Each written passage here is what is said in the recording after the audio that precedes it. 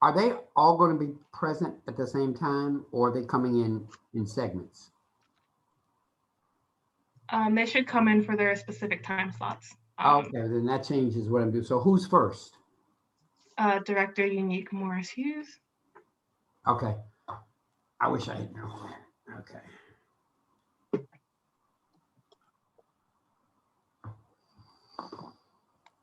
So Yvette, that changes a little bit. Yeah. I'll figure it out.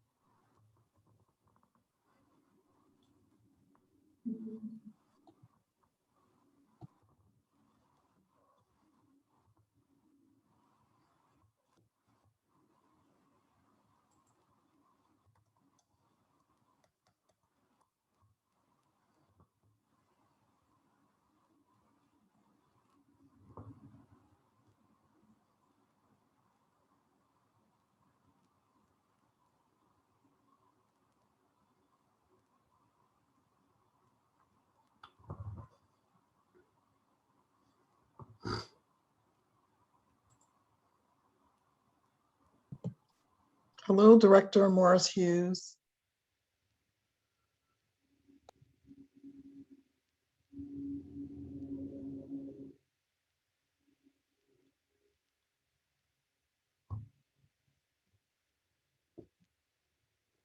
Hey,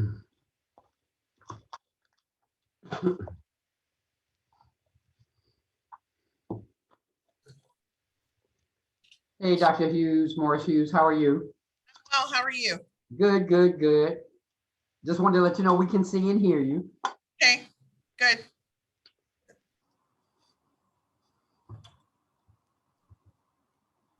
Okay, so we're going to go ahead and get started because we have a very tight agenda today. So just some virtual housekeeping. This is a webinar, so for the participants, your video camera and your microphone is off, and you cannot be unmuted. If you have questions during the webinar, you can use the chat function for Q&A, and after each presenter, we'll have an opportunity to do some moderated Q&A through the chat. And so as we continue to exist in this virtual landscape, please excuse any dogs or pets or animals, kids, or any distractions. Steve's laughing because I'm the one that typically has the dog distraction in the background as the presenters go through. This webinar is being recorded, and if you have any technical issues, you can contact myself or Raina Whitted, and our emails are right there, and we can post them in the chat if you have any questions. So I'm going to hand it off to Steve.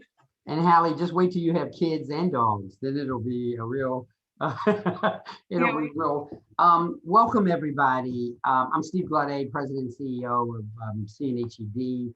I want to say to our membership, as I always do, we miss you, we miss seeing you in person, but thanks to not only technology, but just the cooperation of our stakeholders, including Dr. Unique Morris-Hughes and the other administration representatives, we're still able to connect and convene and do the work that is primary to how we operate and how we serve.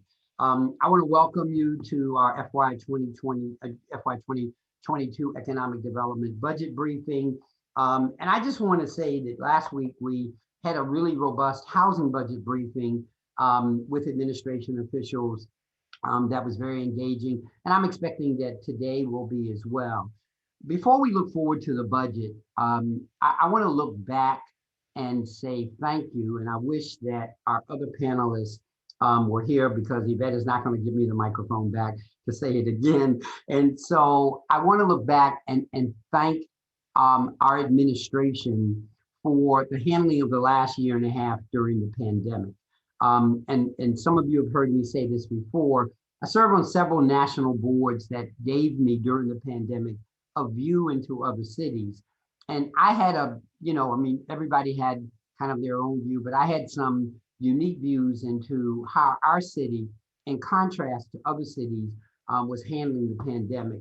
And we owe our administration, our mayor and her cabinet, and other city leaders a great deal of thanks for how they cared for the District of Columbia during the most tumultuous time I can say in my lifetime, and I think in everyone else's as well.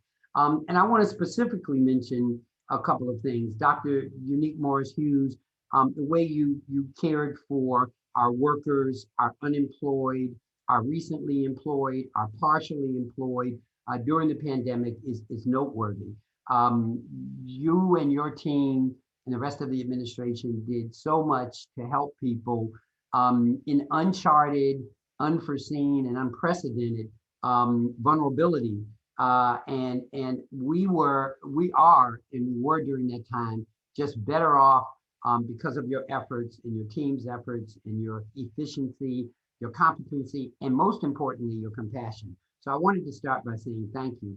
And I'll mention, because I won't be here when the others come, that Director Whitfield at DSLBD similarly did things to get the recovery money out, to be a receptacle for the pain and challenges that small businesses were facing, and did everything they could to be a resource. The Workforce Investment Council, Ahnna Smith and her team made certain that people had technology so they could continue to participate in job training and other things that needed to connect them to employment and training opportunities.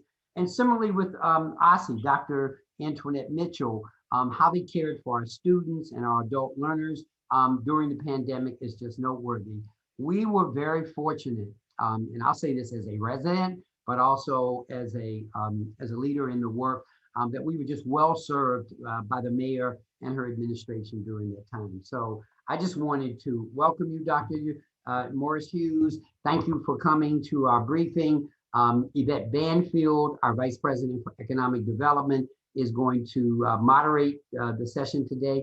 So with that, I'll turn it over to Yvette. Excellent. Thank you so much, Steve, for that introduction. And so first up, as you know, is Director Unique Morris-Hughes. As you all know, that she is the Director of the Department of Employment Services. She's responsible for more than 150 million in local and federal and specific purpose funds for workforce development programs and training, unemployment compensation, and paid leave. And so she's going to talk about the mayor's budget for FY 2020. Director Hughes. Thank you so much. I'm going to share my screen, and I have I think this is it. Okay, can you see my screen? Okay, and you can see me. Excellent. Okay. First of all, thank you so much for having us and giving myself an opportunity to talk about the investments that the mayor's proposed in her budget.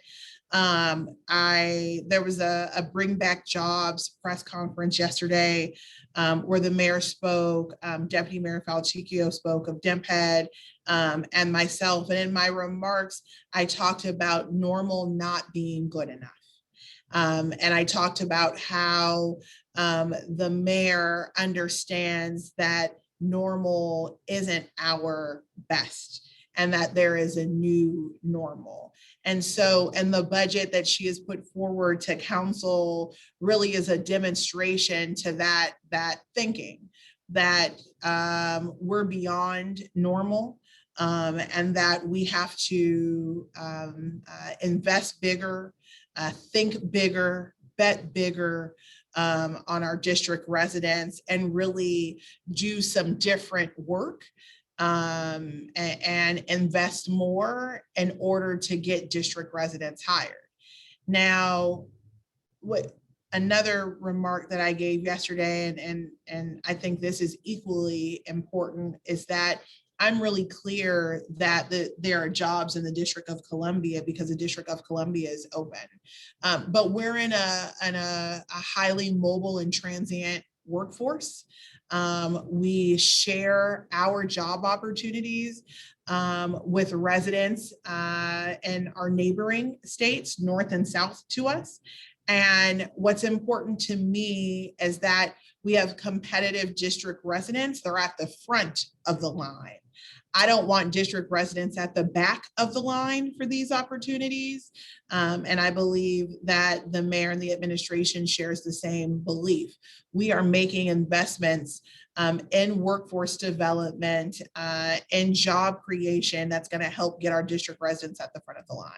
So with that being said, at the Department of Employment Services, we have what we call a vision forward. It's our plan on how we connect district residents to work, how we support the operations of the agency in several different key areas, and our budget is aligned the same way. And so in order to promote the district's human capital, that's DC residents that we want to add into a talent pipeline. For those jobs, we want district residents to be at the front of. The mayor has proposed to significantly expand subsidized employment and training by over $42 million.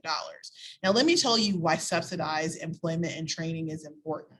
It's the same reason why it's important that we're investing $6.4 million in the Marion Barry Summer Youth Employment Program by adding 4,200 additional slots. The reason why it's important is because early career or substantive experience in an industry or profession makes a candidate more competitive.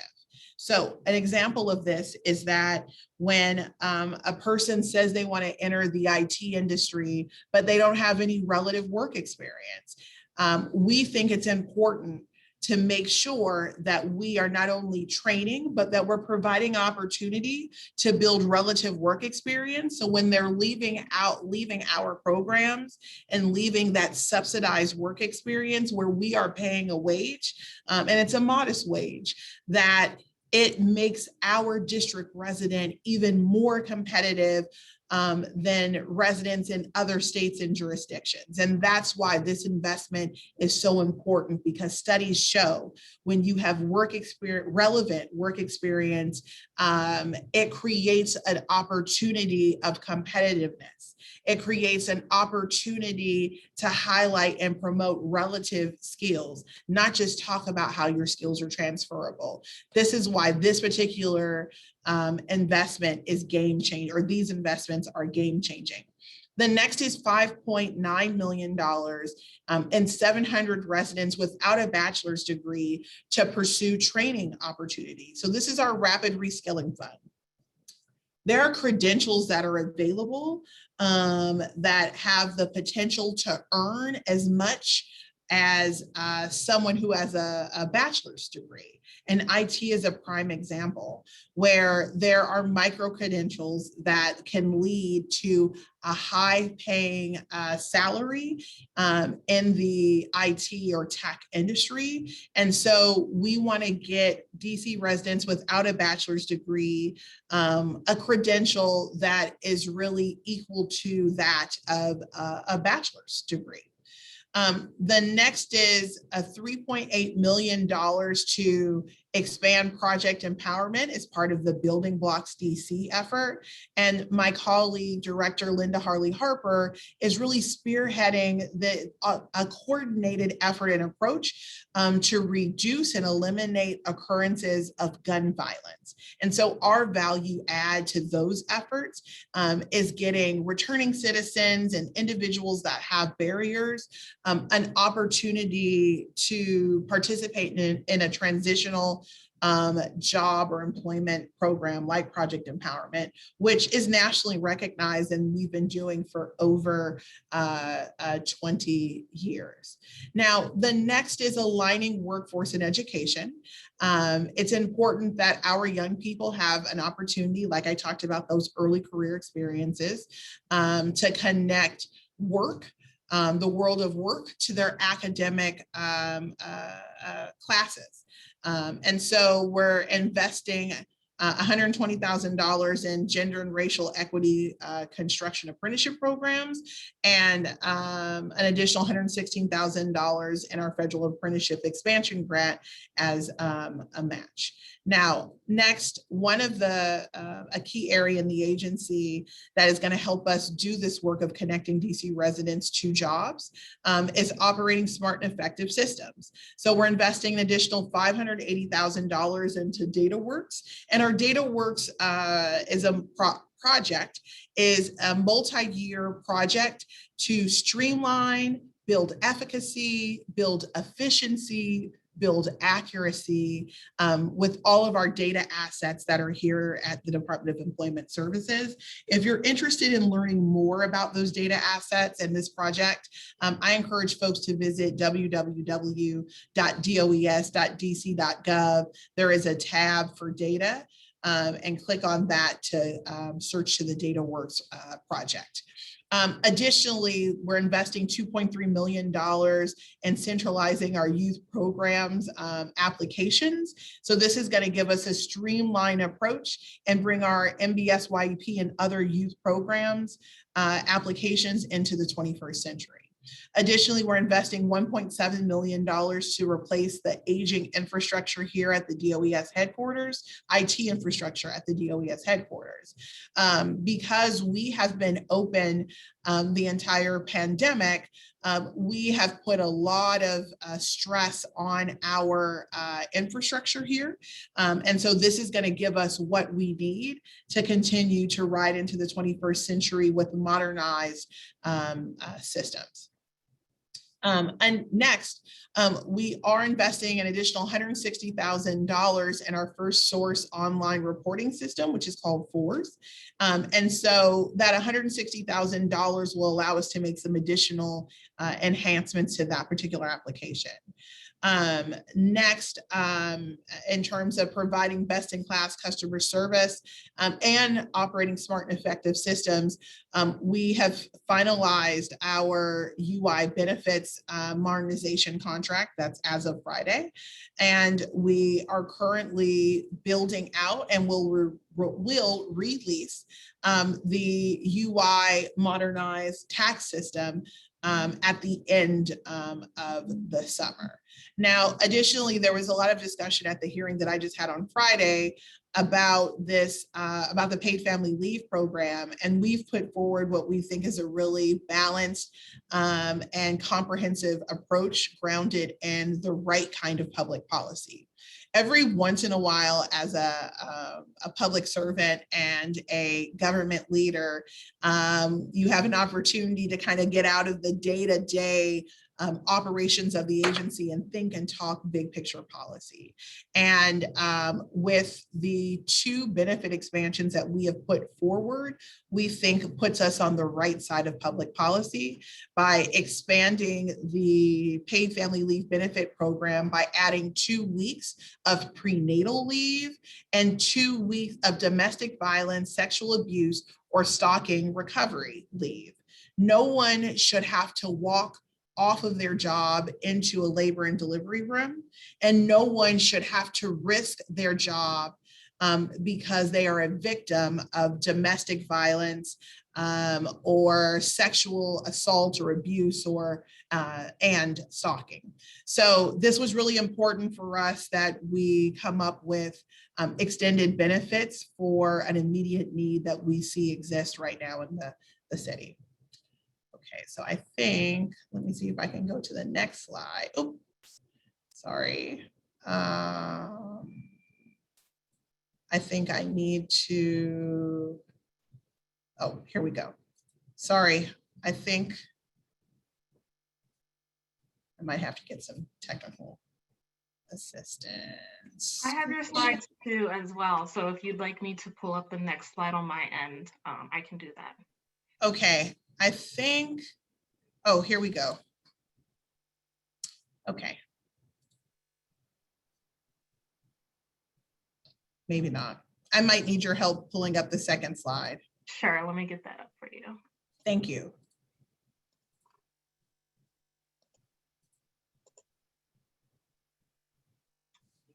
Okay, it should be up. Awesome, thank you. So I talked about this additional surplus in the paid family leave trust fund. And just so the folks at home or whoever's watching understands that the utilization rate for the paid family leave benefit program did not meet the original projections of the fiscal impact statement that had come out of the CFO. And we know that we've been in the middle of the pandemic. And so there may have been folks who did not or could not utilize the benefit because of the pandemic. So there's about $400 million in surplus through FY22. We have put forward, and it's a one-time surplus set of recommendations on how to handle the surplus. So I talked about 2 new benefit programs, the prenatal benefit and the domestic violence, sexual abuse or assault and stalking recovery. But we're also looking at transferring approximately $114 million into the UI trust fund because the UI trust fund is COVID depleted given all of the benefits that we have paid out and both federal and local funding. Additionally, we're transferring or proposing a transfer of $32.5 million to defer a tax increase, and then another $20.8 million to offset or to transfer to the general fund to cover the money that was transferred for the lost personal income tax on UI due to the American Recovery Plan Act. Additionally, we're really supportive of a one-time $15 million payment to support undocumented workers with cash assistance because undocumented workers are not able to access the unemployment insurance fund. And we are proposing to reduce the paid family leave tax in FY22 only to 0.27%. In the amount of $168 million. Now, the next, which makes up next investment, which makes up $35.49 million, are fee reductions. And the reason why these fee reductions are so important is because it also provides critical aid to the business industry, which has been paying the tax the entire time. One particular fee reduction that we are very proud of is reducing the amount of money it costs to create a business in the District of Columbia. And so what we saw during the pandemic was unprecedented job loss, for sure. We also saw folks leverage their resiliency and create new business ideas, many of which are online. Now, those same entrepreneurs that created an opportunity out of despair and new budding entrepreneurs that see the opportunities that are available can start a business in the District of Columbia for $99. And that is pretty substantial because it usually costs a few $100s, and in other states, it's also a few $100s. There's also reductions to fees for hire vehicles and at DCRA. All of these enhancements and recommendations combined support both families and businesses as we recover and return to work. So I'm gonna pause right here and turn it back over to the folks at CNHED. Excellent. Thank you, Director Morris-Hughes. So now we are open to questions. I see that there is a question in the chat. Can you, Director Morris-Hughes, give some guidance into DOES's plan to strongly encourage DC businesses to hire DC residents? And this question is coming from William Shelton from Hire from DC. Okay, well, hello, Mr. Shelton, and thank you for posing the question. So we reorganized the agency about 1.5 years, 2 years ago and created the Office of Talent and Client Services. And it's really our business engagement arm that focuses on connecting DC residents to employers.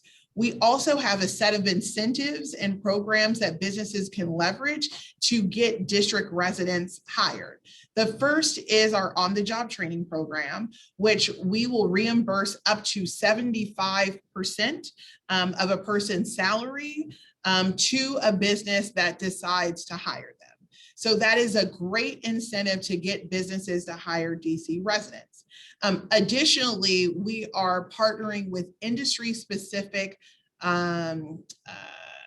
employers to help build a talent pipeline and also offering the subsidized work experience. So what that means is that our participants can go and work in a particular industry that we know has based on labor market data, has high demand and family sustaining wages. Our participants can go and work with an employer. We will cover the salary of the or the wages of the participant. And our hope is that our partnership with the business will turn into a full-time job. And we have seen some success with this already. Also, the apprenticeship is one way that we are encouraging employers to hire DC residents.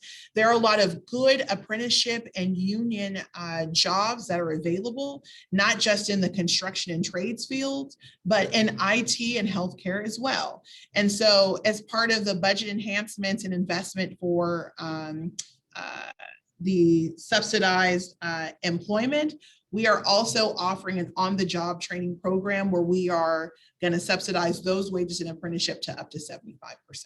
So those are just a few ways that we are helping employers or encouraging employers to hire DC residents first. And we want DC residents to be at the front of the line. Great, thank you. So we have another question. Does DOES will pay up to 2/3 of DC resident salary if hired? Just want to clarify, where can we get an application to apply? Sure. So that is the on-the-job training program. The employer has to sign up, and the participant that we connect the employer to has to be eligible. The best way to get information about that particular program is to visit our website, does.dc.gov.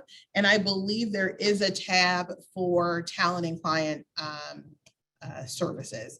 I will put it in the chat and get the link from my team. Excellent.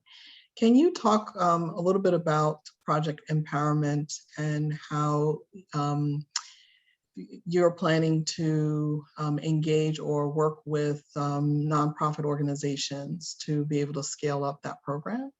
Sure. So a couple of things during the pandemic, because we've not been able to operate at the full scale that we were pre-pandemic, we've been partnering with community-based organizations through grant-making opportunities to offer services on our behalf.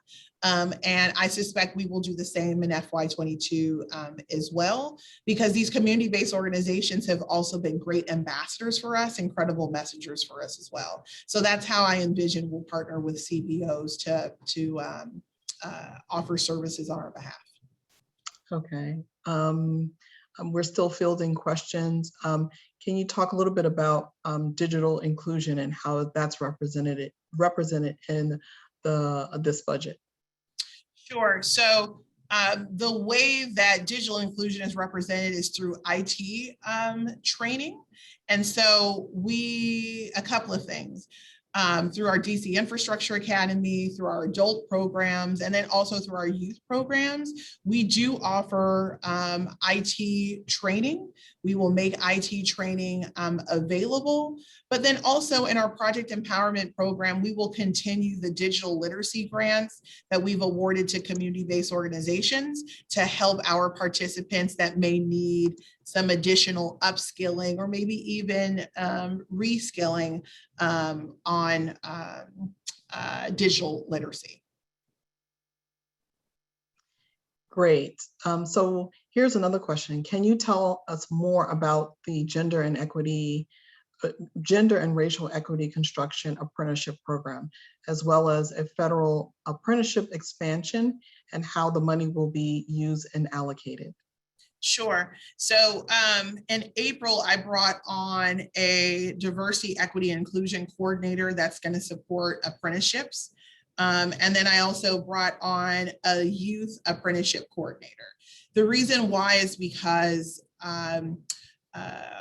women and people of color are generally underrepresented in apprenticeship opportunities. So that's on the diversity, equity, inclusion side of that house. And then on the youth apprenticeship side, just so you'll know, there's an opportunity to connect young people to apprenticeship opportunities before they even leave high school. And for some of our young people, apprenticeship coupled with academic training is also a viable career option. So we wanted to make some investments and build our own human capital and muscle in the agency. Now, this particular program, we are working on getting underrepresented communities into apprenticeship opportunities with our apprenticeship sponsors. So not only will there be opportunities to pay for some wages through the on-the-job training program, but we will be recruiting people who are unemployed to go into this particular apprenticeship program. And it's all geared towards diversity, equity, and inclusion. So we're looking for folks who are interested in apprenticeship, but from non-traditional or underrepresented communities. Okay, great. Going back to the question that we asked before around the incentive program for employers, there was a follow-up question about how long does DOES reimburse up to 75% of salaries to employers? So I believe it's 6 months. We will confirm and put that in the chat, but I believe it's 6 months. Okay, excellent. Do we have any additional questions for the director?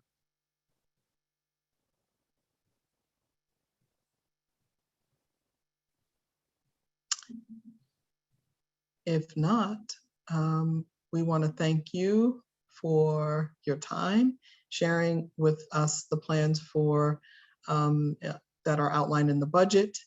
And we hope that we will be engagement with you as you begin to implement these programs and with the workforce development provider organizations, as well as DC employers. So thank you so much for your time. Thank you. Thank you very much. And I look forward to working with you. Okay, great.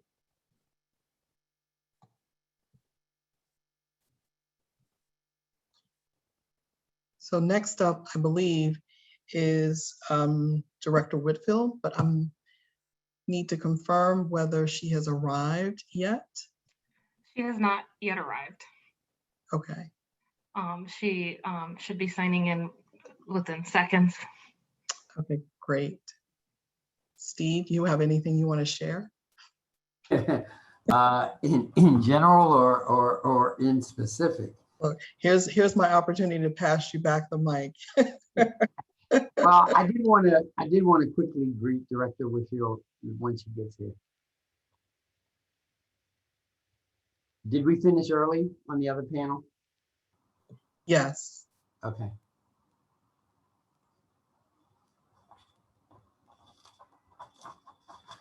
So I don't know, maybe I could just interview you, Yvette, based on what you heard. Do you have any inflections on what you think this means for the employment ecosystem?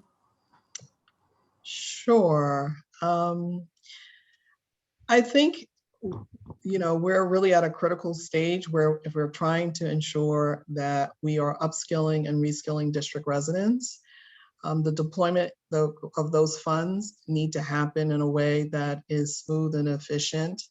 And we need to really figure out how to engage our community stakeholders. Our community stakeholders are part of that process. And so it really is not just, it's the district kind of heavy lifting, but not doing it alone and doing it in partnership with community. And that includes workforce development provider organizations, as well as employers.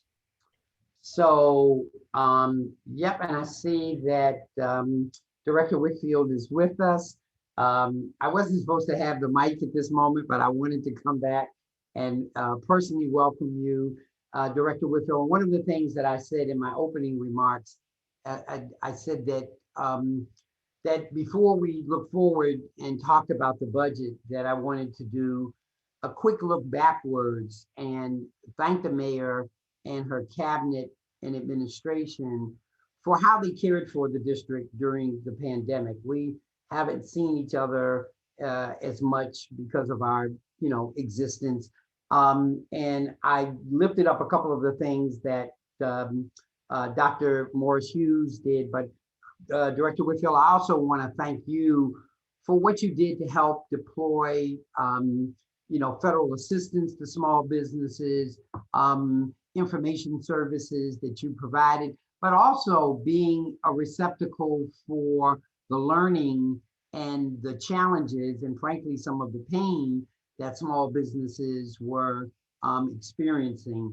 I think that your agency and your team's sensitivity, we were all learning fast what these impacts would look like and what each sector's role needed to be in trying to help. And I think that your agency, you personally and your agency did a great job of helping all of us interpret what was happening and as well as what was needed and moving quickly, whether it was connecting people to federal assistance or connecting people to the administration's grant and loan and other efforts to help small businesses. So I just wanted to do a retroactive public thank you. I thanked you privately, but I wanted to do a retroactive public thank you for how you cared for the industry as well as our residents during that time. So thank you and welcome.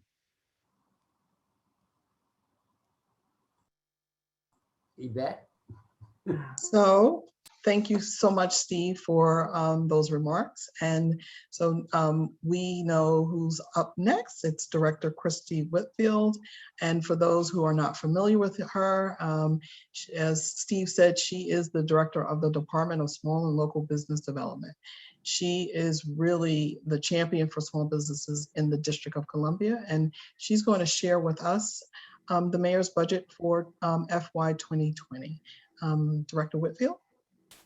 Well, thank you, Steve, and thank you, Yvette. It's a pleasure to be here with you today.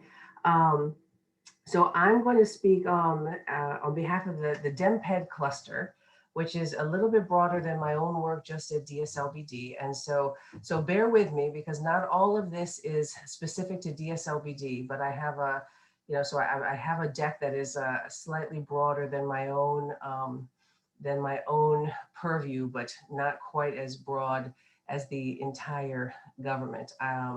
But to Steve's comment, we know this has been a past year with all the adjectives. We've run out of adjectives, and so this fair shot budget is a real response to that. We have this one in a lifetime chance, particularly with the federal resources. And so I'm going to do a high level overview of the DMPED portion of the mayor's fair shot budget, and then we can I'll leave a little time for questions, and I'll answer as many as I can based on sort of the pieces that we have. Does that make sense? So let's go to the next slide. So the DMPED economic recovery, is really in four big buckets. I think everybody here in CNHED should be well aware of housing being one of the most important buckets for Mayor Bowser. Housing affordability and 36,000 units by 2025 is something that even the pandemic has not stopped the mayor's dedication to this as a priority. Equity in food access, supporting small businesses and creating hospitality and jobs, and then restoring downtown vibrancy and job growth. All right, next slide. So housing affordability. So, back in the good old days when I was a member of the board of CNHED and would often wear my red shirt and come down to council, we used to, have to battle for full funding of the Housing Production Trust Fund, and I'm happy to work for a mayor for whom those conversations do not need to be as lengthy, as we know that this mayor prioritizes, housing as one of the paramount issues in her administration. In this year's budget, we are staying laser focused on moving towards that goal. There's a $400 million investment in the Housing Production Trust Fund. We are still looking at the local rent supplement program, $17 million investment in the Housing Preservation Fund. Stay DC continues to help people with rental assistance. And then, additional initiatives. The agencies that are really going to be focusing on this within the administration: DHCD, Office of Planning, and DHS. Next slide, please. So equity and food access.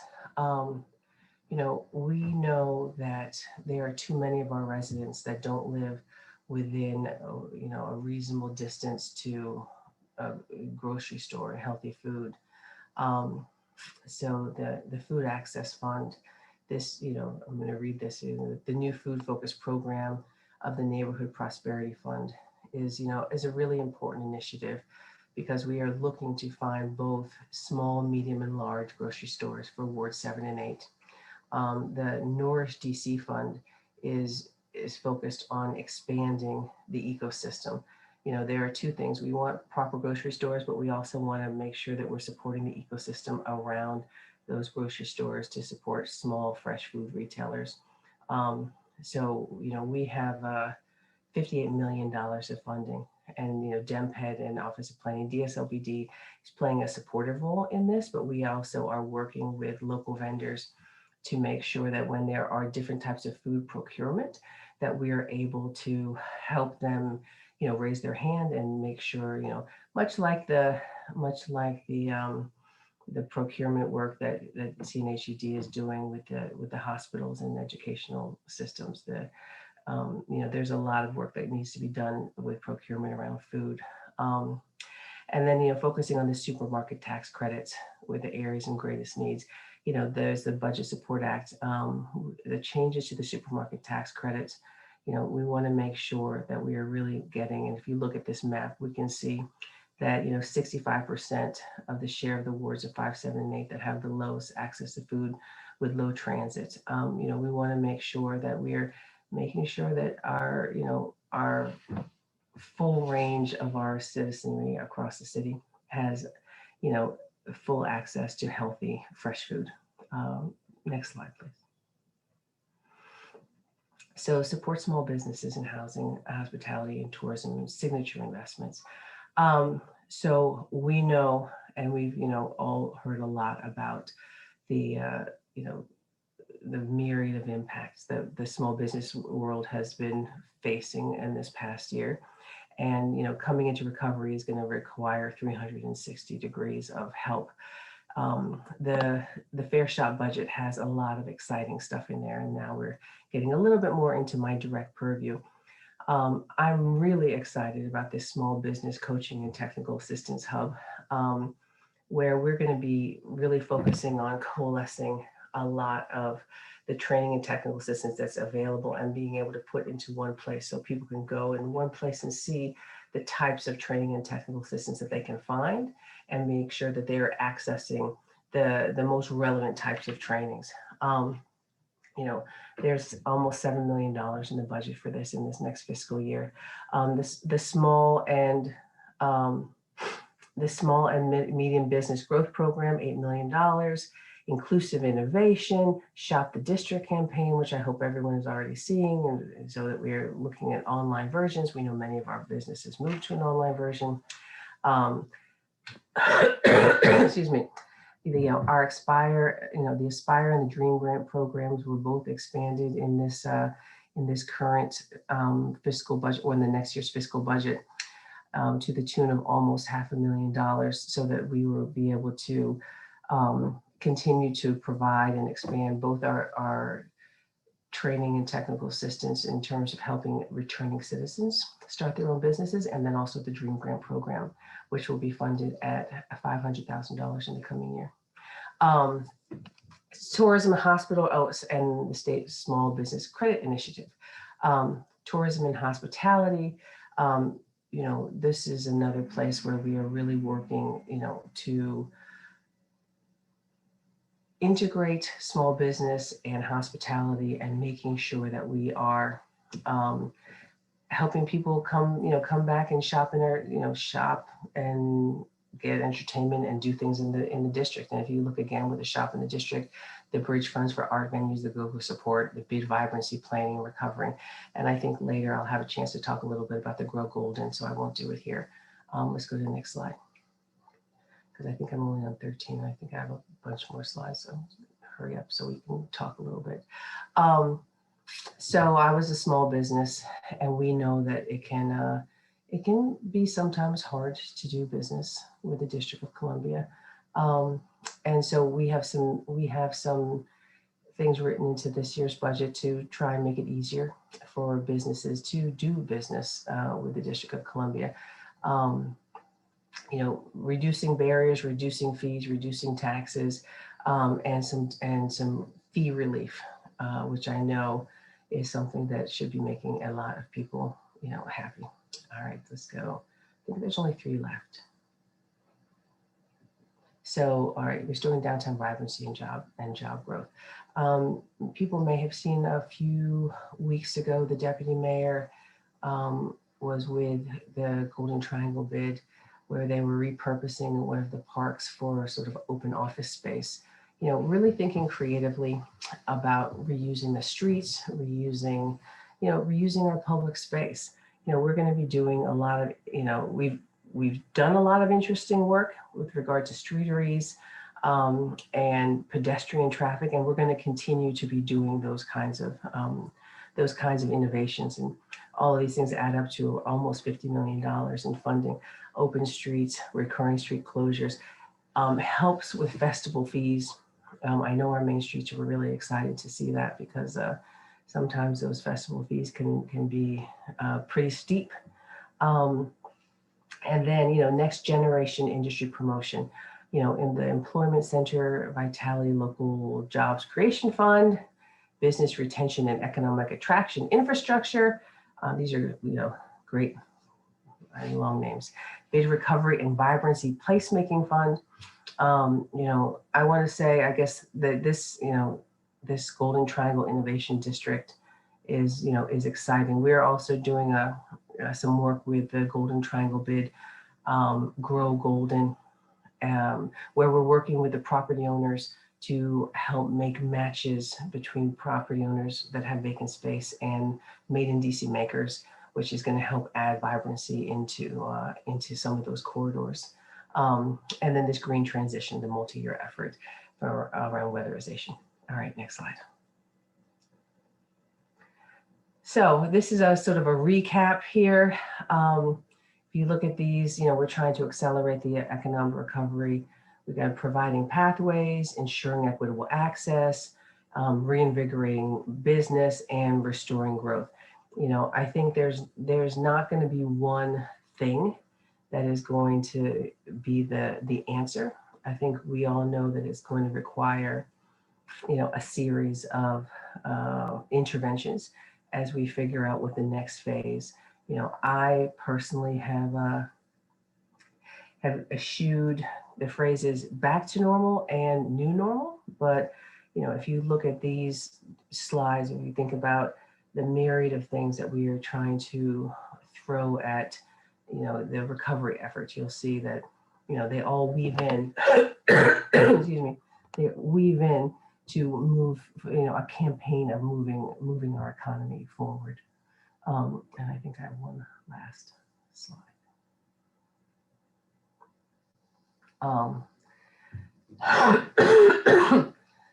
And here's a map that shows, the investments focusing on the places where the need is great. As we think about equity, we want to make sure that we are doing things where the need is the greatest. So we've got, future mobility, food access fund, investments in the lives and livelihoods, reimagining spaces. I think that figuring out how to, it's got to be a multi-pronged approach. And I think this is DMPED does a great job with the visuals here. All right. And I believe that is the end. All right. So with that, I guess we can move into, that's a lot of things thrown at you as our piece of the, oh, my video is not on. Okay. I can start my video. In fact, can you see? Great. Okay. Thank you. Thank you, All right. Director Whitfield. So I do have one question teed up here.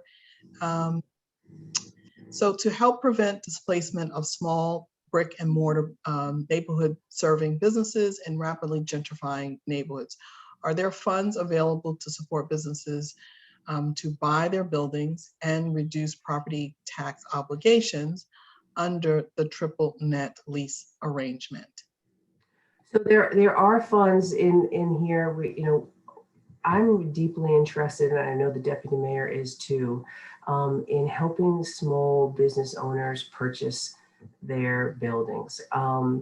We saw that the people who owned the properties that they were working in, had a little easier, only slightly easier time weathering this storm. So there will be a focus in this next year on working with business owners and talking about how do we think about purchasing and commercial purchase specifically. You know, and along those lines, you know, we also have to be thinking about,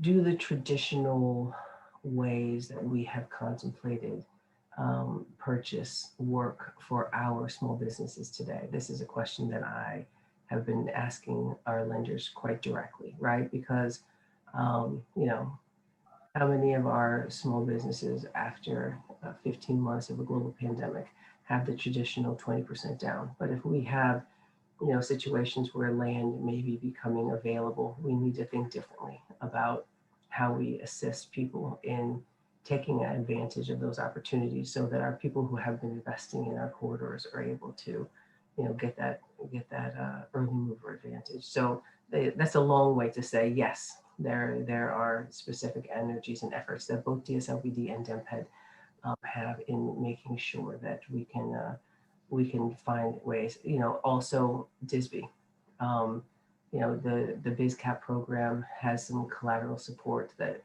helps with that also. Great, thank you. We have another question. Can you describe the vision for the Small Business Coaching and Technical Assistance Hub? And is there an in-person facility? Is this an in-person facility, a hotline? Will it be managed by DC government, or is that going to be contracted out? Well, you know, this is something that is really in development. I think it's a brainchild that that DMPED had thrown up there to see if it could stick, and the mayor was really interested in it. I think it's something that DSLBD will be managing in partnership with a lot of other agencies. I think when it's all said and done, it needs to be all of those things. It needs to be the amalgamation of, you know, online resources, and then access to places that you can go to get one-on-one training and counseling, and be able to sort of comb through, you know, if I need a particular, you know, maybe I need to talk to somebody about restructuring or bankruptcy, or maybe I need to talk to somebody about negotiating a lease, or I need to talk to somebody about a merger, or I need to talk to somebody about back office support. There's a million, you know, TA means a million things. And so we just need to be able to, you know, what we have to figure out is, you know, we have some resources like the Small Business Toolkit, and how do we expand those things? But how do we also bring in the panoply of resources that already exist, so that instead of having to go to my website and to every Main Street website to see where can I get, and then also to, you know, SCORE and to SBA and to, you know, it's like, small business people have a lot to do, and researching the 18 places that do the same thing is one thing we want to take off their list. We want to be able to say, come here and then, you know, click 4 buttons, I'm making this up, and then see 8 places where you might be able to choose from that need this one resource that you think you need. And then also find 8 things you didn't know you needed, and figure out how many of them are free and how many of them are not free. But I think it's so right now it's very conceptual, but I think we're going to figure that out as we come along. And will there be, well, hopefully there'll be an opportunity for small business support organizations and small businesses themselves to weigh in the visioning around what that might look like. I think so. I think that there would have to be, right? Yeah. So another question around space. Pop-up incubation space is one way for small businesses that had to close their brick and mortars to get back on track. Can some of the funding be used for retail pop-up incubator space? Possibly. You know, that innovation fund is what we're sort of thinking about. Is one of the line items where we think that would be an appropriate use. Okay. And we have one more question. Let me find that. And so for those who are joining us, you can also check out the link for the DC Toolkit, which is placed In terms of streamlining processes and reducing costs for DC small businesses, permitting and licensing, is there a mechanism in which small business owners can help to advise DCRA and other agencies in terms of where their costs and processing might be approved? So that is a great question that I do not have the answer to. So because that one wasn't specifically mine, I cannot imagine that DCRA isn't going to have a process for this. But what I do know about it is that they were compressing a lot of those licenses and fees into bigger buckets, so that it was going to be just a lot. Instead of like right now, there's like 1 million types of licenses that you can get. But let me not speak too in too much detail about that, because words that add up to I do not know. Okay. But I think we can get the details on what that process is going to be, and get it back to CNHED, and then they can get that process out. Okay. And I'm happy to share the slides. Thank you, Director Whitfield. We want to thank you for your time, and I hope you can get well. It sounds like you have a little cold. You're struggling. I do. Yes. But well, thank you so much, and thank you for the work that you are doing to help getting this out here. We think the Fair Shop budget is going to be a great budget. We want it to be passed without any additional mandates, and we appreciate the support of CNHED in helping us talk about the important things in the budget. And we know that the coalition has been a wonderful advocate, both for housing and on the economic development side. So we look forward to more great work together in the remainder of this fiscal and in the next fiscal. So thank you very much. Okay, great. Thanks. Thanks, everybody. So hi, everyone. And I believe Steve had to jump off for another meeting. And so I will be introducing our next guest, and it's Dr. Antoinette Mitchell. She is the Assistant Superintendent for the Office of the State Superintendent of Education. And while we've asked her to join us today, because for those who aren't familiar, OSSI is also responsible for adult education and training opportunities for our residents. And so she will be sharing a little bit about OSSI's FY 2022 budget. We want to thank her for joining us, and I'd like to hand it over to you. You're on mute. Good afternoon, everyone. It is my pleasure to be here to share with you the budget for OSSI, particularly as it relates to workforce learning for the 22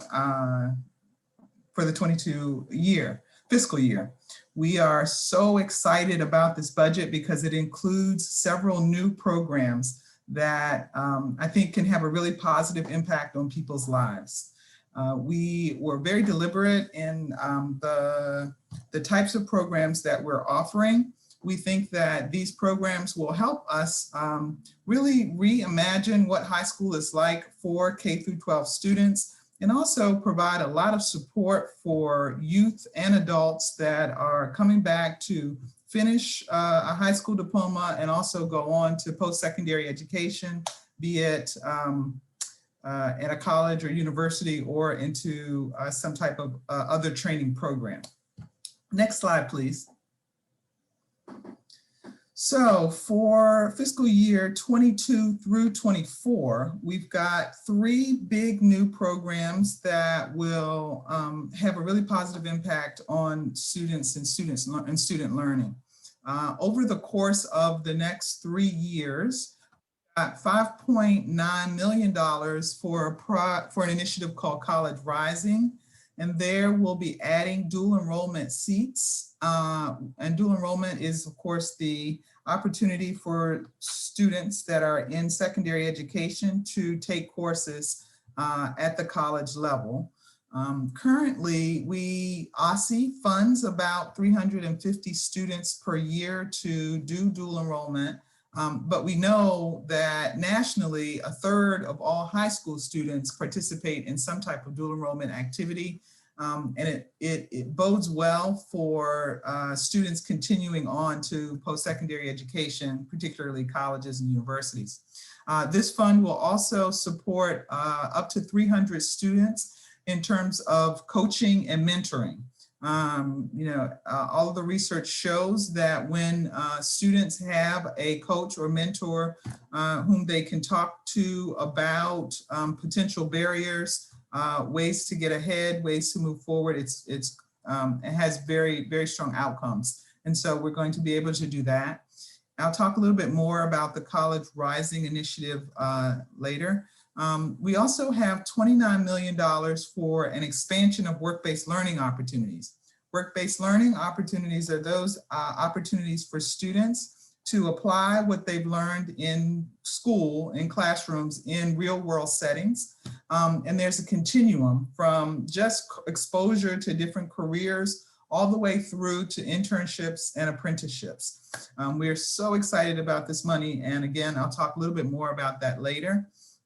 And there's also $3.8 million in the budget for the next 3 years for an initiative called DC Futures. And this is a free college program that will enable up to 1,500 DC residents to go to college to obtain AA or BA degree tuition free. The program also includes supports that might be coaching. There's also additional funding for things like emergencies. There's an emergency fund and also some incentives to help students with just the cost of going to college. Next slide, please. So the first program that I mentioned is College Rising. For the fiscal year 22 budget, the proposal is $1.345 million. And that money will fund 3 big buckets. First, as I indicated earlier, is the expansion of dual enrollment seats where students can have the opportunity to take college courses while they are completing a post-secondary or high school diploma. There are seats that are going to be available through OSSI's programming. There are seats at UDC as well as DCPS. All 3 of those entities will enable more students to take dual enrollment courses. And those are inclusive of students that are at adult charters and CBOs. There is also funding for promotional materials to support dual enrollment. It's really, really important for people to understand that in order to move into college, often recruiters look for extracurricular activities and activities that support advanced curricular like dual enrollment. And then in addition to that, there is funding for student coaching and mentorship. And again, the importance of having a caring adult who can answer questions and guide students through high school and then even through college. Next slide, please. The next big initiative is reimagining a student's path through work-based learning in our high schools. And this is a huge commitment, and we're so excited about what CTE can look like based on this initiative. We know that students that engage in CTE are more likely to finish high school, more likely to go on to post-secondary education, earn certificates, and be successful. So we're really excited about this opportunity for students. This initiative includes 4 big buckets. First, there's expansion into the middle schools. Here we hope to engage eventually up to 20 middle schools through a grant that will enable them to increase their career awareness, activities, events, curricula, so that students in middle school can learn more about various careers. In addition to that, we hope the middle school students will then be ready to select a high school and to select a high school that has certain CTE programming. The next big bucket here is the expansion of work-based learning programs just in general. Again, we'll be providing a grant to help all of the high schools that have CTE programming, particularly programs of study. And we would encourage the high schools to use this funding to increase work-based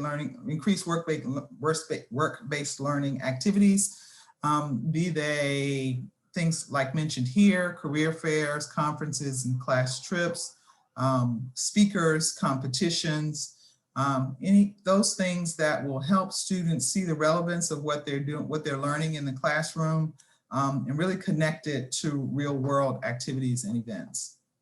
The third bucket is really exciting. This is the creation of an advanced technical center, and this center would host CTE programs of study that train students for high demand fields. And the nice piece about this is that we know that there are certain programs of study in career and technical education that require a large infusion of funds so that the equipment could be purchased and students can learn using that equipment. You know, we have many high schools that are small and don't have the funds to offer those programs of study. So the Advanced Technical Center could be a hub where we have programs of study that require large infusion of funds, and students from all over the district, from high schools all over the district, can go to this center and participate in a program of study that might not be available at their home high school. Looking very forward to the development of that center. And we are hoping that the first 2 programs of study that the center would host would be cybersecurity and something in the health sciences along the lines of nursing. We are hoping to open with an additional pathway, but we have an advisory committee that is working toward naming that additional pathway. And then finally, the last bucket of in this particular initiative, also really exciting, we have funding now to offer internships to 200 to 300 students, year-round internships that would enable students to work in the program of study that they have been pursuing in the previous 3 years in their career and technical education courses. Excuse me. In addition to that, we have funding to support or increase the wages for summer youth employment for those CTE students that have summer internships. That is particularly exciting because we don't want to have students who are forced to make a choice between, you know, working at a job not connected to their career aspirations because that wage is higher than what might be available for an internship. And so our ability to increase wages and to make those summer internships economically feasible is just terrific. So we are thrilled with this particular initiative and looking forward to implementing a lot of this in the coming year. Next slide, please. The last big initiative that we're very excited about is called DC Futures, and this is a tuition opportunity.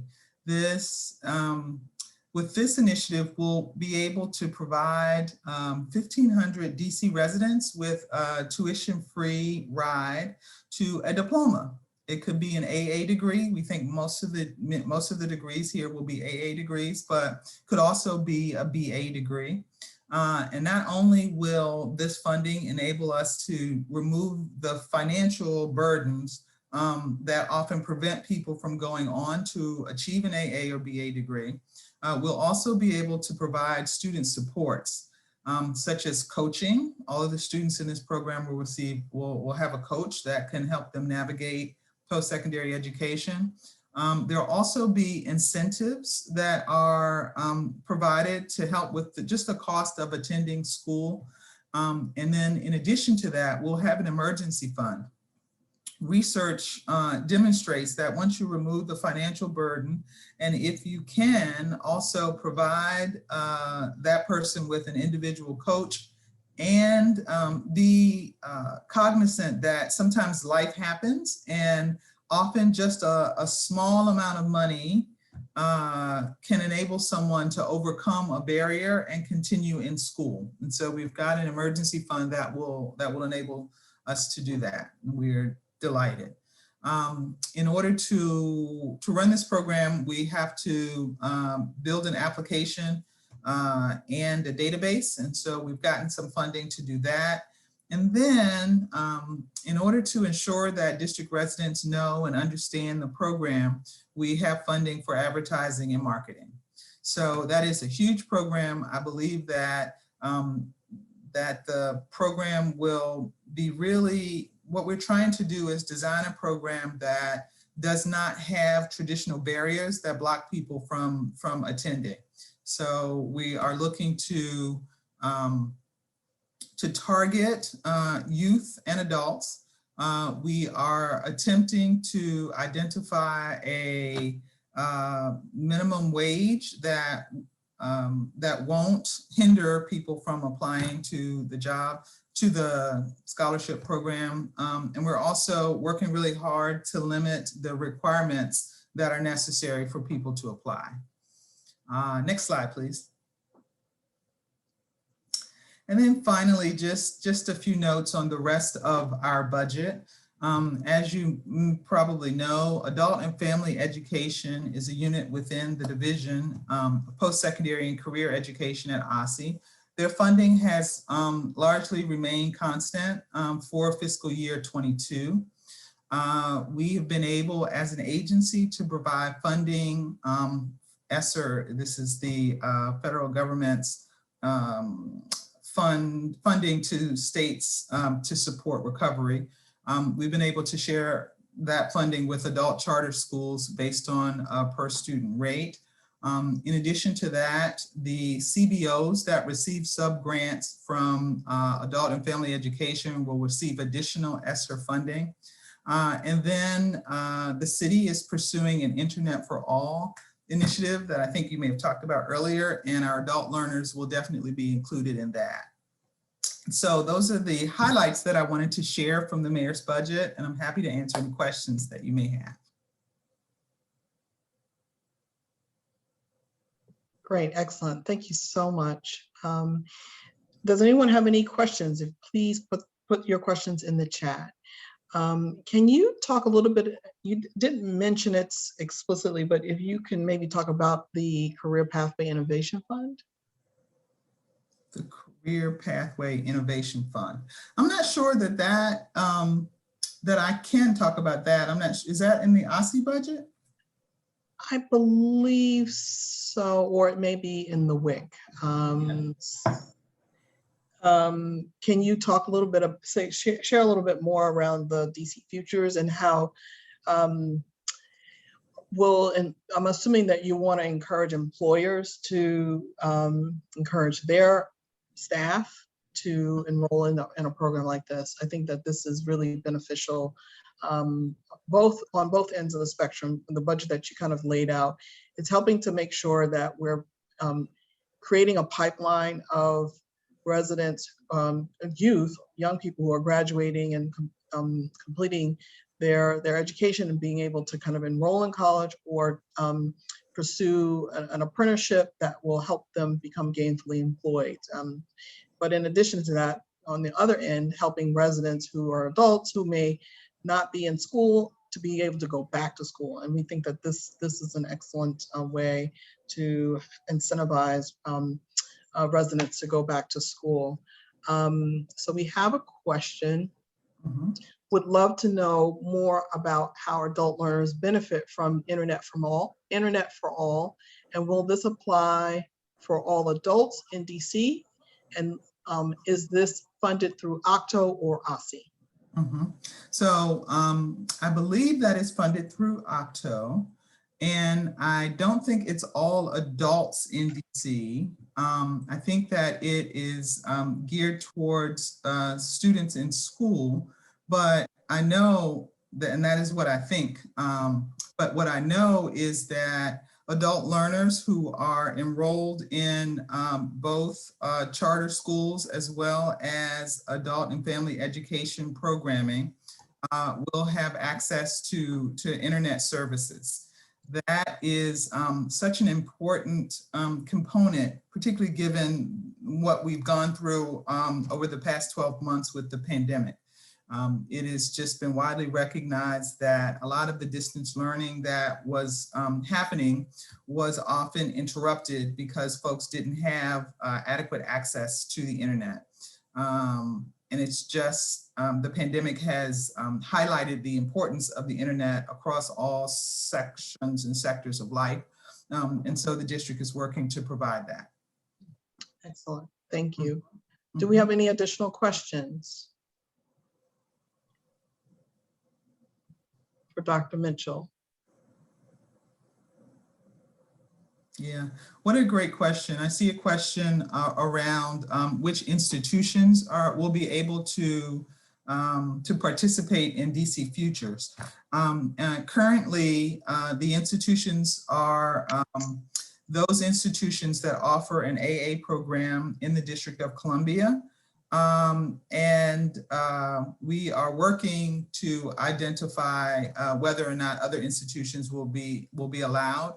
Currently, we are only looking at those institutions that offer AA programs in the district. Okay, thank you. Mm-hmm.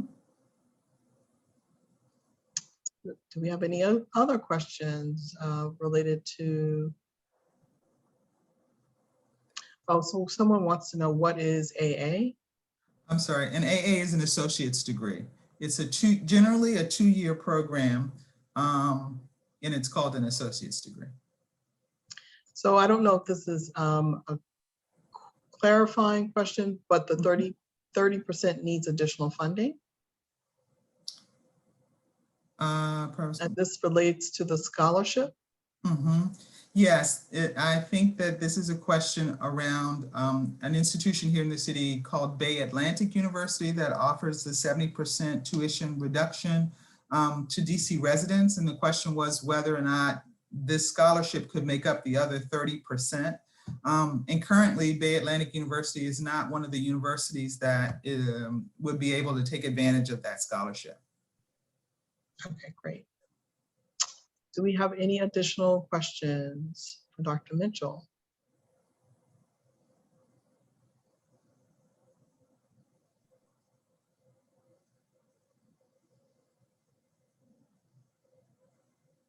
Well, if not, we'd like to thank you for your time, and hopefully we can connect offline to be more engaged with you, the agency, and the CNHED's Workforce Development Working Group, and to kind of look at opportunities or ways to connect the workforce development providers to the resources and opportunities that are made available through OSSI. Absolutely, I would look forward to that. Thank you very much for your time this afternoon. Okay, great. Thank you so very much. Okay. Bye-bye. Okay, bye.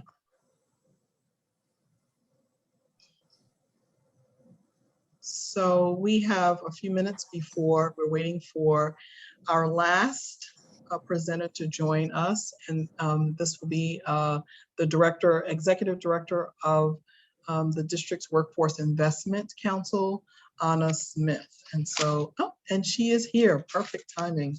She is signing on.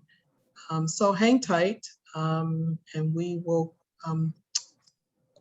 start our last panel.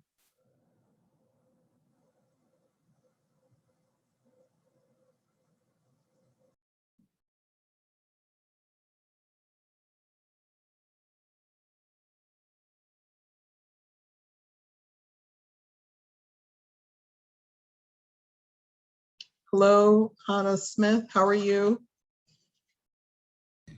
Hi, Yvette. I'm so sorry. I am running into some technical difficulties with my camera at the moment. Okay, well, it's okay. So let me just introduce you and then we'll get started, okay? Thank you. Okay, again, everyone, thank you for your patience, and we are now segueing into our last panel, our last guest, and she is Ahnna Smith. She is the Executive Director of the District's Workforce Investment Council. For those who are familiar or not familiar, the WIC is our local and state workforce board. And in her role, she is responsible for the administration and providing policy guidance and oversight for the district's workforce system. So we are delighted to have her here to talk about the FY2022 budget on workforce development. Thank you. Great, Yvette. Thank you so much for having me. I am trying one more thing, and let's see if this works. Okay, can you see me? Yes, we can see you. Wonderful. Thank you so much. I'm glad to be here and excited to dig in about the Workforce Investment Council's budget. So you can go ahead and go to the next slide. And before I talk specifically about our budget and the role of the Workforce Council, I think is particularly important this year. As many of you have seen in the Mayor Bowser's Fair Shot budget, we are looking to make a lot of investments in our residents, in our workforce to strengthen an equitable recovery. And so I wanted to take us a little bit back to what does the DC Workforce Investment Council do? What's our role? This is a very high level overview of our role as state workforce board and local workforce board here in DC. But core to our mission and to our function is really ensuring that all of the organizations and agencies delivering the workforce system are working in an aligned way. Our goal is to ensure customers access the assistance they need. And Mayor Bowser's budget helps us and our partners, many of whom you've heard from already today, do just that, expand our reach, scale to meet the need, and ensure that we are doing so in a way that will support equitable recovery. So the next slide just emphasizes the sort of four main buckets and ways in which the Workforce Investment Council supports our role as a workforce board. And we do that through leadership, oversight, resources, and innovation. And so through coordination in support of the American Job Center, through coordination of efforts funded locally, we work with Department of Employment Services, Department of Human Services, Disability Services, OSSI, DC Housing Authority. I just lost sight of the deck, and others. But I will go ahead and pull it up on my end if that works.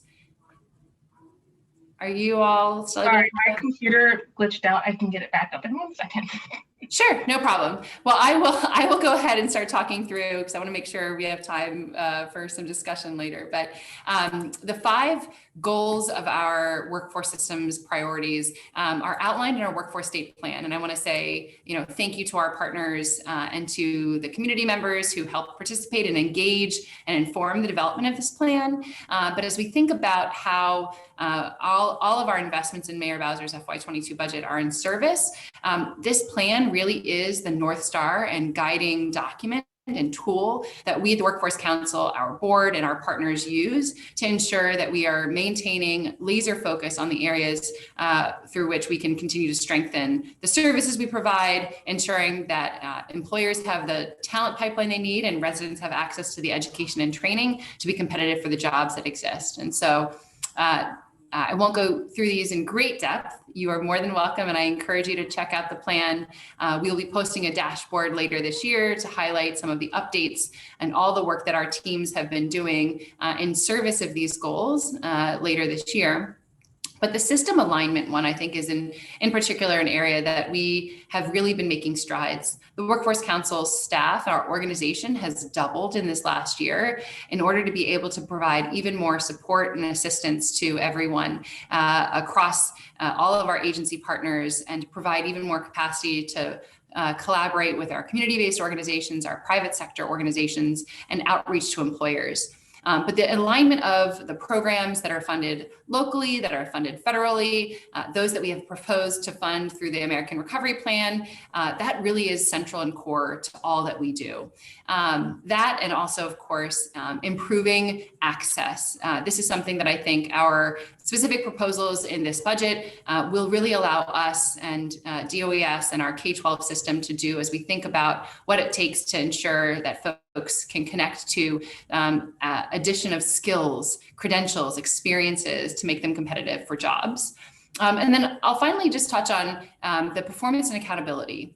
We at the WIC have created a performance and impact team at the WIC and really are focused a lot on data. And so some of our investments and proposed enhancements included in this budget will really enable us to continue bringing even more information for us to be able to report on, to use to support continuous improvement and look across not only our core workforce efforts that are delivered through the American Job Center, but also hopefully continue to bring in new partners and organizations as well.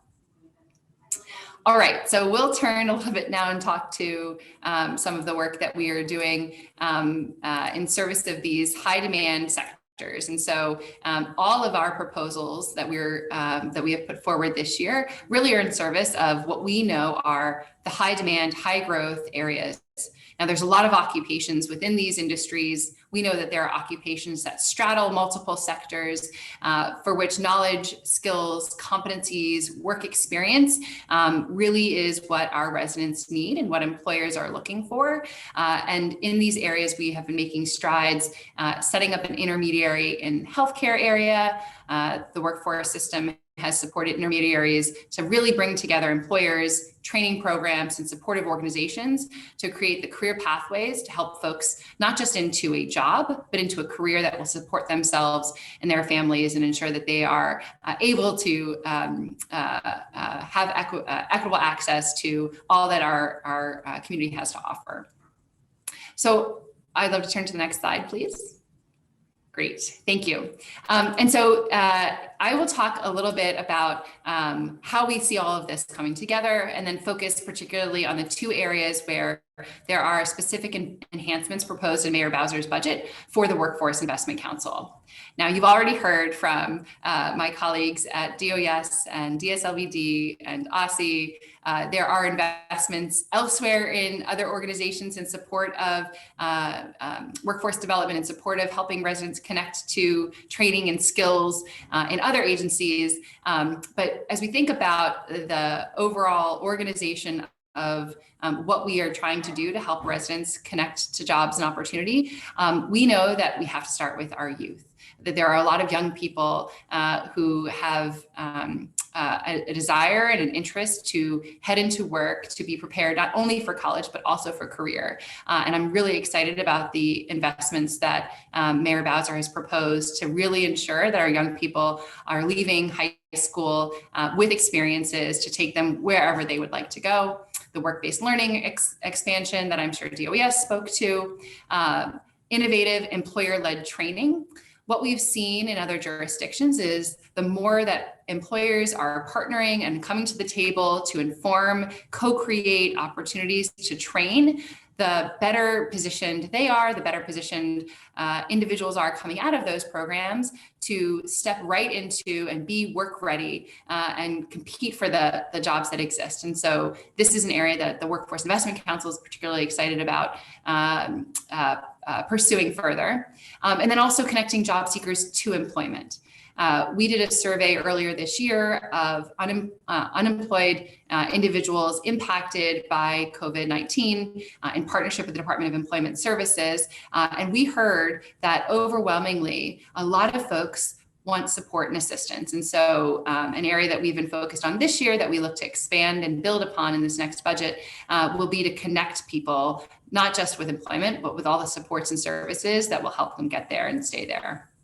And then, of course, we know that some of our industries in particular have been hard hit by the economic slowdown, and that there are a lot of folks for whom the jobs that they held previously do not exist at the moment, or will not recover at the scale that we saw prior to the pandemic for many years. And so enabling and helping individuals look at their strengths, assess their interests, and determine where they may be able to pursue additional credentials and education to move into other occupations and industries is another area that both we and DOES through Mayor Bowser's budget are seeking to put more resources and energy.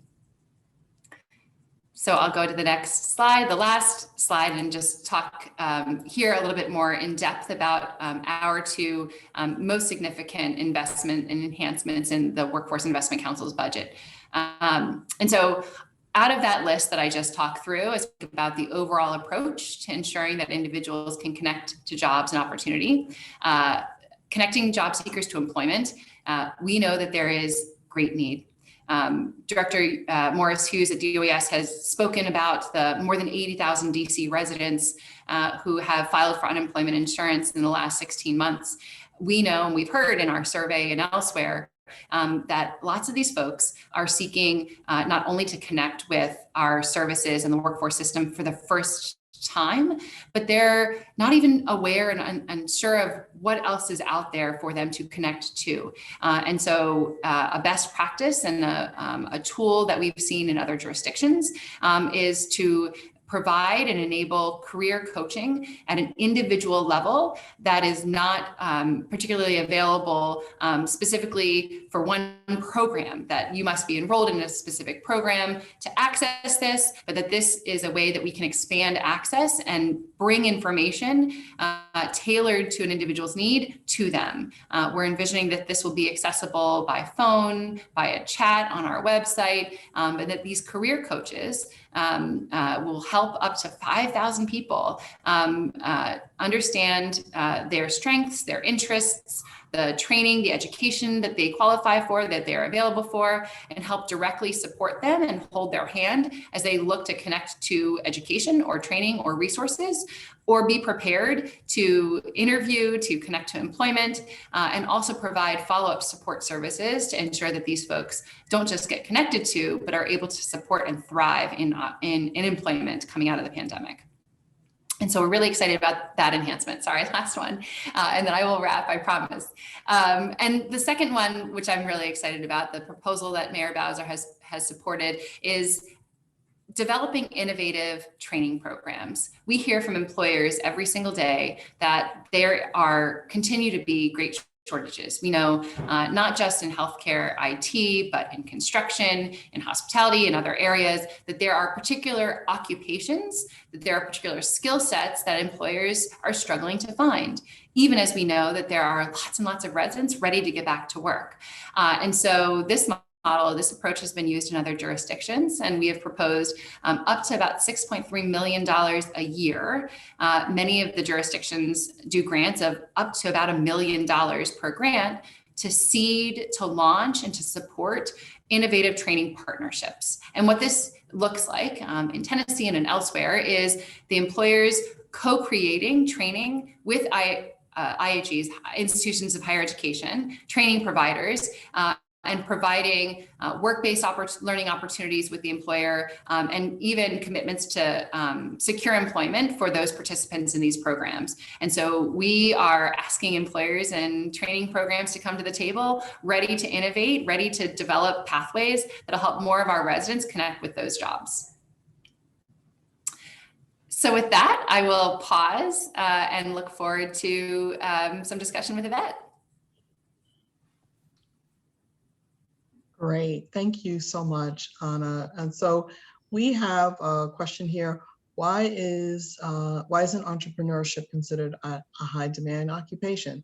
Especially when we think about COVID and all of the new workforce, work from home, work from anywhere occupations. This is sure to be a rising trend. That's a great question. Thank you, Raquel. I'm looking at the questions as well. That is a great question. It isn't not considered a high demand occupation, but I'll say a little bit more about how we landed on those 6 occupations. And so the Workforce Investment Council, in partnership with the state Department of Labor in every state, in our instance, it's Department of Employment Services, is required to identify high demand occupations. We must define them. And we do that in working with the Bureau of Labor Statistics data and information. But essentially, in simple terms, it's looking at how many jobs are posted. Right? What is the volume in our region, in our community, of jobs and occupations that are available? And when we think about entrepreneurship and we think about the gig economy, those aren't necessarily jobs that we can calculate and say, oh, there's 50,000 unmet jobs, like we could in IT, and say, oh, here's exactly these jobs. And so Department of Labor, we're proving to you that these resources are best spent and that there's a lot of jobs available for folks that we're going to train in this particular area. Like if someone wanted to get a commercial driver's license or wanted to get a CompTIA certification. That's just, it's a new place that our policies and laws from the federal level down to the local level haven't caught up with. But we can support entrepreneurship. And I would point to some of the programs, and I know DOES has done this, but entrepreneurship as skill set, as knowledge, as orientation for individuals, I do agree is incredibly important. How do you identify opportunities in need? What do you know about business and business development? Those are skills that I think are applicable to any sector, any occupation. It's just a matter of where and how you would apply it. And so at a very narrow level, individual training accounts, someone wants to participate in occupational skills training, comes into the AJC, they want to sign up for it. The challenge for us is our ITA funds, individual training account funds from the Department of Labor, our federal funds, must go for industry recognized credentials. And so a training organization would have to have an industry recognized credential for entrepreneurship in order to be eligible for federal funds under that program. But what we do, and what I think our educational institutions, our K-12 institutions are looking at is, what are the knowledge, skills, and abilities that make entrepreneurs successful? And how do we stack those and integrate those into all sorts of training? So I appreciate her calling that out. And I apologize for digging too much into the policy wonky weeds of that, but there are some barriers that don't enable us to define that as a high demand occupation. Okay, great. And so the next question is, will those employer-led workforce training programs, yeah, including IT, will they be certain? Will they be in certain sectors? Every time someone puts a comment, my chat moves, and I'm like, "Where's the question?" And so, for example, IT. Sure. Yes. So I would envision us putting out a grant. So again, we have been working with our colleagues at the National Association of Workforce Boards, the National Governors Association. We have lots and lots of examples. And in part, I think, for better and for worse, DC is benefiting from the fact that we are getting a lot of these resources, sadly, for our residents and for our businesses, a year later than everyone else, right? Lots of these states got significant investments from the CARES Act last year to support these kinds of innovative programs and efforts, and the district was shortchanged. We are lucky to be able to now look at some of the investments that Michigan, that Tennessee, that Washington State, Colorado have made with those federal funds, that infusion of funding, and learn from those best practices. So what I'll talk about some of those best practices, it's grants. It's putting in money out into the hands of those who know what is needed most, and that is employers, and that is educational institutions or training programs, right? Training programs know how to educate individuals. Employers know what they need. And by seeding and incentivizing partnership with those individuals, with those organizations, we are envisioning putting grants out.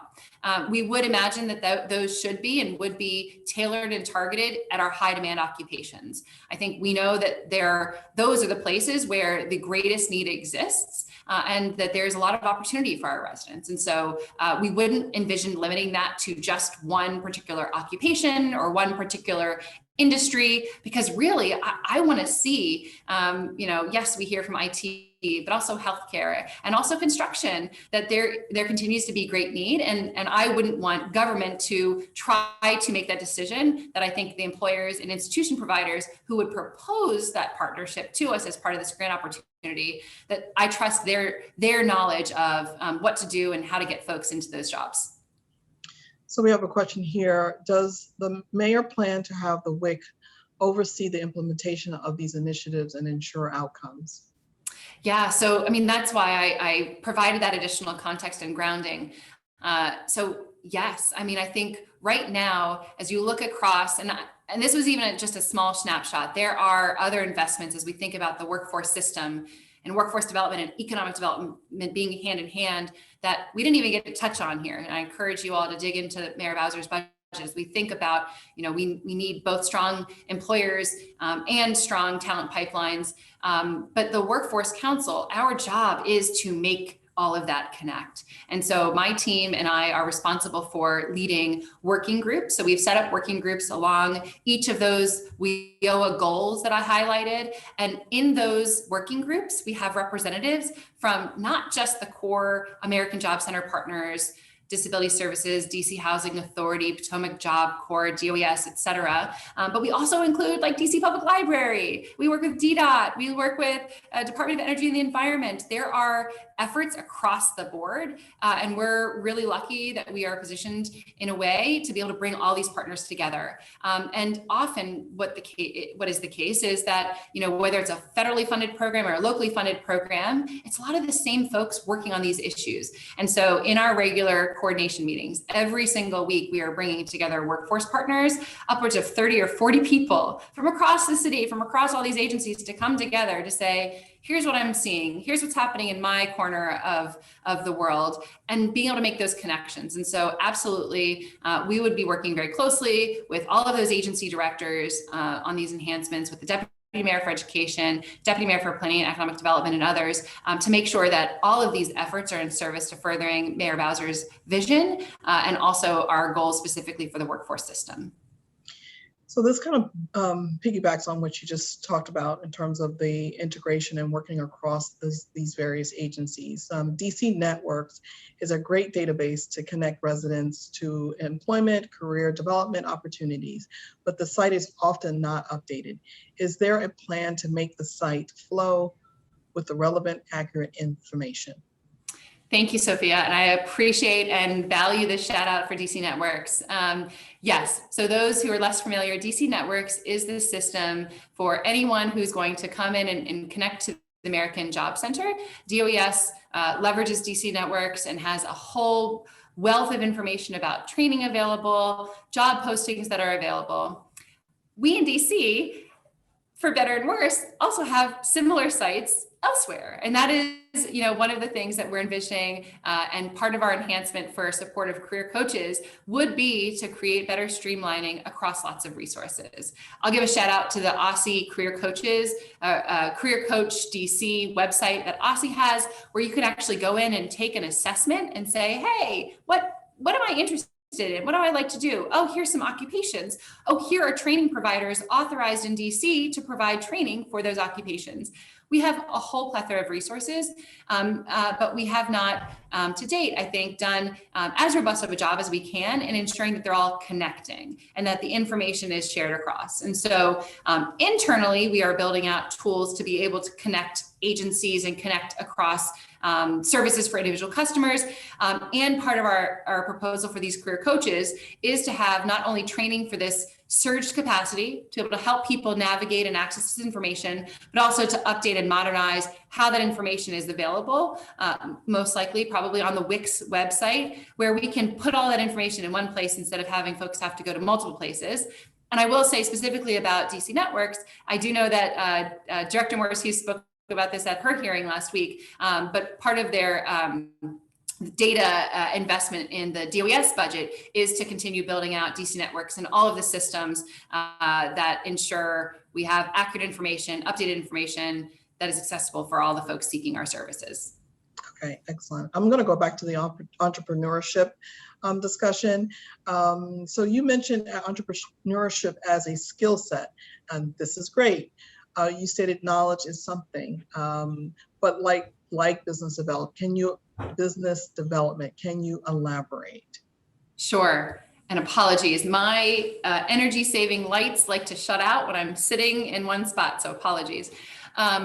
Yes, I mean, I think, and again, I'm not an entrepreneur, and this is where I think our partners and the WIC board, my board, which is business led, the majority of my board members are entrepreneurs, are people who are working in industry, where they play a critical role in ensuring that we as government are actually building the things that are based on their knowledge and experience. I would say, you know, when we think about what it takes to be able to navigate, to plan, to build a business, to build an organization, to build a product, there are numerous skill sets that are critical to entrepreneurs. I would say for friends who have started businesses, I think resilience, I think understanding and ability to synthesize lots of disparate information, to be able to navigate policy, right? How do you read laws and statutes that govern whatever field or sector you're trying to build a business or organization within?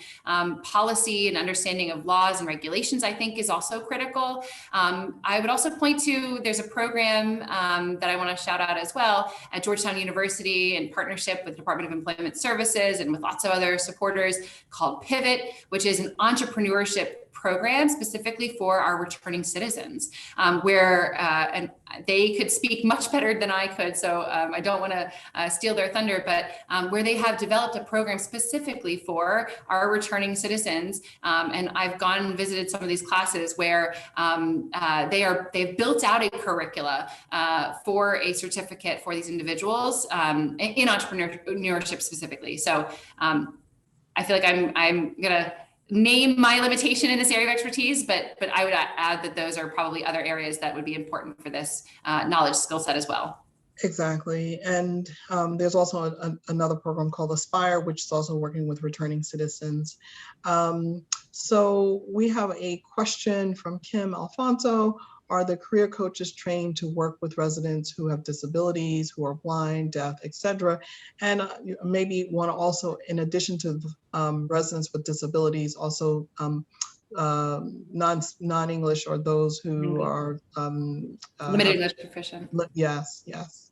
Absolutely, yes. So again, not to get too technical, and apologies, I'm speaking quickly because I'm excited. I'm just excited to connect with you, Yvette, and with all the folks on this chat. There's just a lot of momentum and things happening. So apologies, and if you need me to slow down, please let me know.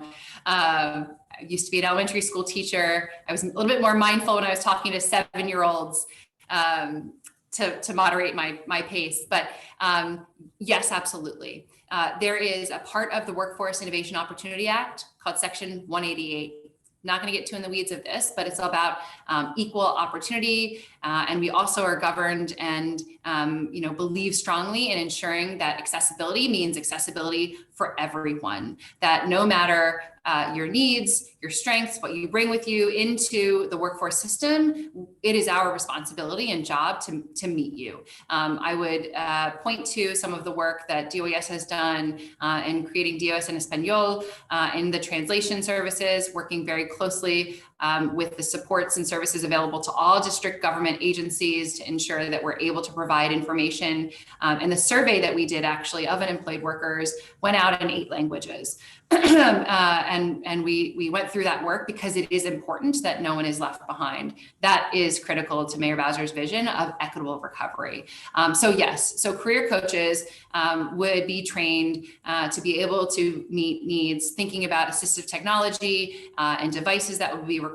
I think this is a place where we are excited to continue to partner with OCTO, with DOES, with other agencies across the government to make sure that it's not just our staff and the tools and websites and resources we have available, but that we're working with our partners at TANF, our partners at the DC Housing Authority, our K-12 institutions who are getting some of those tools and resources into the hands of young people, of their families, of job seekers, because it's got to be accessibility on both fronts. And I think that is something that we've heard, or I've heard from some of the budget testimony and the challenges that individuals, adults, young people across the board faced in this past year, that yes, we must have the right people, the right staff, the right tools, but we've also got to invest in helping folks have those tools to be able to even connect in with what we're offering. And so that is a great question and something we would absolutely be focused on. Excellent. So we just have a few more minutes before we close out today's economic development briefing. Is there a final question that anyone would like to throw out there for Ahnna Smith? Give it a few minutes, a second, a couple of seconds. If not, I actually have a question to help close out. One of the areas, or one of the things which you're probably familiar with, is the low testing of district residents who are entering into training programs with the CASAS testing. How do you see the mayor's budget helping to kind of bridge that build up those skills in adult learners or adults who are entering into training programs that have to test at a certain level of proficiency to enroll in some of the workforce development training programs?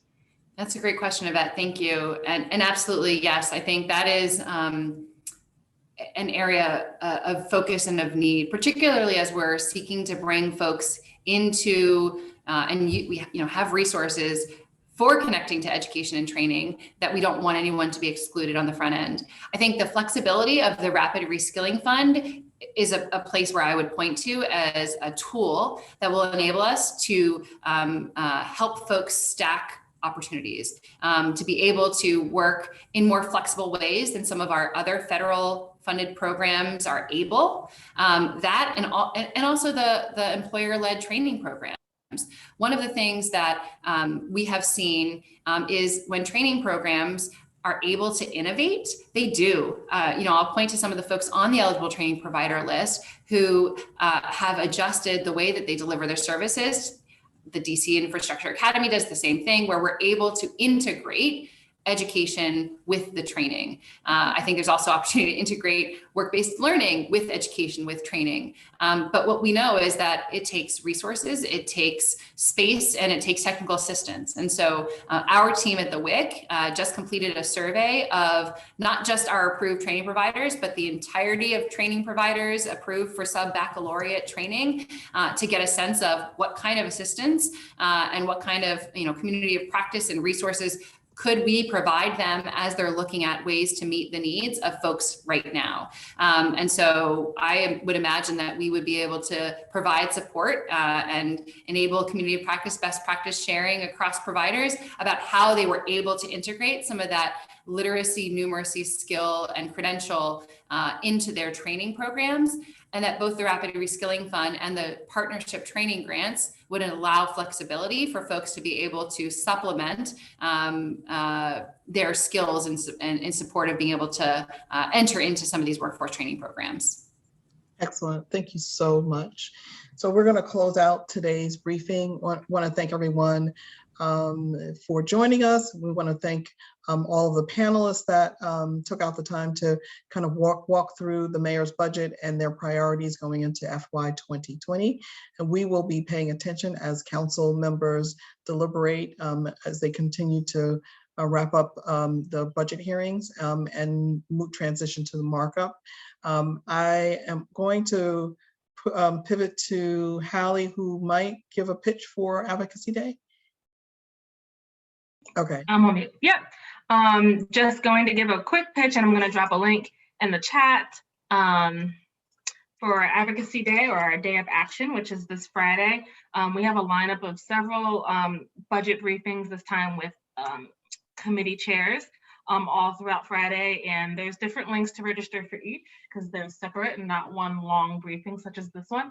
So you can register for those separately using the link, and then also we have a Twitter storm planned and a letter writing campaign, which is really easy to use through our phone to action system. Even I'm not sure if you tried it out yet, but it's literally like less than 5 minutes just putting in some information, and we've drafted some letters to council members for you that you could edit or change. It's just a template, but takes less than 5 minutes to contact your council member to advocate for some of these important programs. So we hope that everyone can get involved on Friday. But other than that, that's just my pitch. Thank you so much, everyone, and enjoy the rest of your afternoon. And we stay involved, and we'll see you at our next event. Take care. Great. Bye, everybody.